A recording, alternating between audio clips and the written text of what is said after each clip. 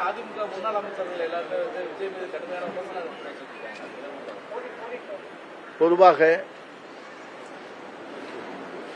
பல்முனை தாக்குதல் என்பது ஒருவர் மாபெரும் வெற்றியை அடையப் போகிறார் என்பதற்குத்தான் இது ஒரு எடுத்துக்காட்டு. இதற்கு முன்னாலே எல்லோரும் நினைத்தார்கள் கூட்டணி இணைவார் என்று நினைத்தார்கள்.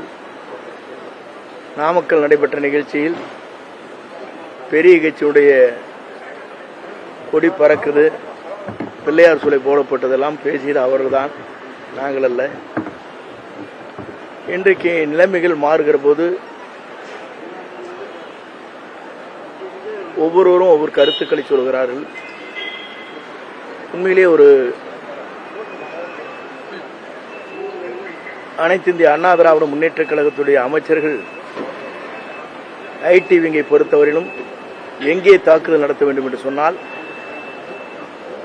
திமுக மீதுதான் என்ன குற்றச்சாட்டுகள் இருக்கிறது என்பதை அவர்கள் வெளிப்படுத்த வேண்டுமே தவிர திமுகவுக்கு இவர்கள் பி டீமாக செயல்படுகிறார் என்பதற்கு இதுவே ஒரு எடுத்துக்காட்டு. எந்த புதிதாக உருவாக்கப்பட்டிருக்கிற ஒரு இயக்கத்தின் மீது குற்றச்சாட்டு சொல்வது என்பது ஒரு எதிர்க்கட்சியுடைய நடைமுறையில் இதுவரையிலும் இல்லாத ஒன்று. இங்கேதான் ஒவ்வொருவரும் அந்த கருத்துக்களை சொல்லிக் கொண்டிருக்கிறார்கள். இது வேதனை அளிக்கக்கூடிய ஒன்று. அதிமுக ஆட்சியை ஊழல் ஆட்சி சொல்றதுக்கு எப்படி அவருக்கு தோணுது? நீங்க எம்ஜிஆர் காலத்துல இருந்து இருந்திருக்கீங்க, அதிமுக ஆட்சி காலத்துல கல்வி அமைச்சராக இருந்தவர். என்னை பொறுத்தவரையிலும் புரட்சித் தலைவரோடு புரட்சித் தலைவி அம்மாவோடு பயணம் செய்தவன், சிறப்பான முறையில் ஆட்சியில் பங்கு கொண்டவன். என்னை அறிமுகப்படுத்தியதே அடையாளம் காட்டியதே அவர்கள்தான். என் மீது ஊழல் குற்றச்சாட்டு என்பதற்கு யாராவது சொல்வார்களேயானால் வழக்கு மன்றத்துடைய தீர்ப்புகள் உச்சநீதிமன்ற வரையிலும் தெளிவாக கொடுக்கப்பட்டிருக்கிறது. இங்கே உயர்நீதிமன்றத்தில் எனக்கு விடுதலை செய்கிற போது ஒருவரை குற்றம் சாட்டுகிற போது அந்த குற்றச்சாட்டுகளை பொறுத்தவரையிலும் உடைய வாழ்க்கை 5 ஆண்டு காலம் அரசியல் வாழ்க்கை ஏற்பட்டிருக்கிற நிலைப்பாடுகளை நாங்கள் எண்ணி பார்க்கின்ற போது உண்மையிலேயே உயர்நீதிமன்றத்தினுடைய தீர்ப்பு எப்படி இருந்திருக்கிறது என்று சொன்னால் அவருடைய 5 ஆண்டு கால அரசியல் வாழ்க்கையில் பெரும் பின்னடைவை உருவாக்கி இருக்கிற நிலைத்தான் முந்தைய தீர்ப்பு இருக்கிறது என்று வழக்கு மன்றத்திலே கொடுக்கப்பட்டிருக்கிறது. ஆகவே நான் தூய்மையானவன் என்பதை உயர்நீதிமன்றம் உச்சநீதிமன்றம் எனக்கு தீர்ப்பு வழங்கியிருக்கிறது. அரசியல் காழ்ப்புணர்ச்சியின் காரணமாக பல்வேறு வழக்குகள் தொடர்வது வழக்கம். அதன் அடிப்படையிலே தொடர்ந்தார்கள்.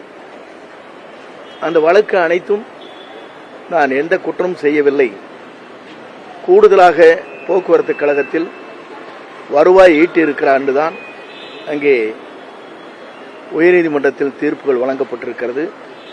இந்த தீர்ப்பை பொறுத்தவரையிலும் உயர்நீதிமன்றத்தில் சொல்லப்பட்டிருக்கிற தீர்ப்பு அவருடைய எதிர்காலம் 5 ஆண்டு காலம் இந்த வழக்கின் மூலமாக அரசியல் பயணத்தை மேற்கொள்ளாத சூழ்நிலை ஏற்பட்டிருக்கிறது என்று உயர்நீதிமன்றத்தில் அந்த தீர்ப்பிலே வழங்கப்பட்டிருக்கிறது.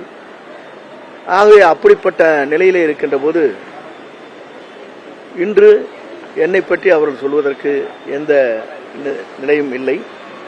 அப்படி இருக்குமேனால் என்ன குற்றச்சாட்டுகள் செய்திருக்கிறார் அது நிரூபணமாயிருக்கிறது என்பதை அவர் சொல்ல வேண்டும். அப்படி யாராவது இதுபோன்று கருத்துக்கள் சொல்வார்களே ஆனால் அவர் மீது வழக்கு மன்றத்தின் மூலமாக வழக்குகள் தொடரப்படும்.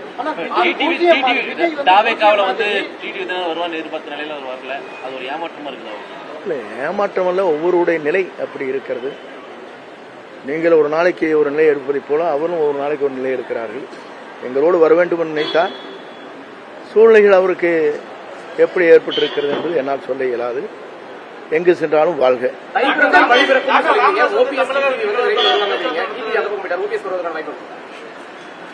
ஒவ்வொருவர்கிட்ட நாங்கள் சொல்லிட்டு போய் முடிச்சானதே டெல்லியிலேருந்து வந்துடுறாங்க. பிரச்சனை எங்களுக்கு தானே தெரியும். நான் சொல்லாமல் இருக்க வரையும் நல்லது. ராமதாஸ் பேச்சுவார்த்தை போறாரு தகவல் எந்த அளவுக்கு உண்மை? இப்போது செய்திகள் உங்களுக்கு வந்திருக்கு. நான் போற வாரம் பார்த்தேன், பேச்சு கொண்டிருக்கிறார் என்று செய்திகள் எனக்கு வந்திருக்கிறது. இப்போதுதான் உள்ளே நுழைகிற போதுதான் அதை பார்த்தேன். நல்லது நடக்கட்டும். அவரோட சேர்ந்தாதான் மதிப்பு அதிகமா இருக்கும், அரசியலுக்கு விஜய்க்கு அனுபவம் இல்லை அப்படின்னு சொல்றாங்க. ஒவ்வொருவரும் இதைத்தான் சொன்னார்கள். புரட்சித் தலைவர் எம்ஜிஆர் கழகத்தை துவங்கிய போது இதையே சொன்னார்கள். 100 நாட்கள் கூட அவருடைய படத்தை போல ஓடாது இந்த கட்சி என்றாலும் சொன்னார்கள். அவர் உயிருள்ளவரை அவர்தான் தமிழ்நாட்டுடைய முதலமைச்சராக இருந்தார். அமெரிக்காவிலே சிகிச்சை பெறுகிற போது கூட தமிழ்நாட்டு மக்கள் அவரை விரும்பி முதலமைச்சராக அரியணையில் அமர்த்தினார்கள். அதுதான் வரலாறு. அதிமுக அண்ணாவை மறந்துருச்சுன்னு விஜய் குற்றச்சாட்டு, அதை ஏற்றுக்கிறீங்களா? இல்ல, உண்மையிலே 2 கட்சியும் மறந்துட்டாங்க. அது உங்களுக்கு தெரியுதே இல்லையா? நீங்க எல்லாம் படத்தை பாக்குறீங்களா இல்லையா? அம்மாவை மறந்தார்கள், தலைவரை மறந்தார்கள், அண்ணாவை மறந்தார்கள். அதுக்கு தான் நான் வெளியே வந்தேன். ஒருத்தர் படம் போடாது, தங்க படம் சிங்கிளா போட்டு நடத்தினாங்க. வேடிக்கையில நீங்க பாத்தீங்களா இல்லையா? எல்லோரையும் மறைத்து விட்டு ஒருவரை உருவாக்குவது என்பது இயலாத காரியம். யாரால் நாம் வளர்க்கப்பட்டோம் என்பது மறந்துவிடக் கூடாது. இன்னைக்கு பாக்கெட்ல படம் இருந்துட்டு இருக்கு, பாத்தீங்களா இல்லையா? இவங்க மாதிரி எல்லாம் ஒரு இயக்கத்திற்கு போன உடனேயே அந்த இயக்கத்தில் எனக்கு ஜனநாயகம் இருக்கிறது. ஆகவே ஓடிங் டைம் வச்சுக்கிறாங்க.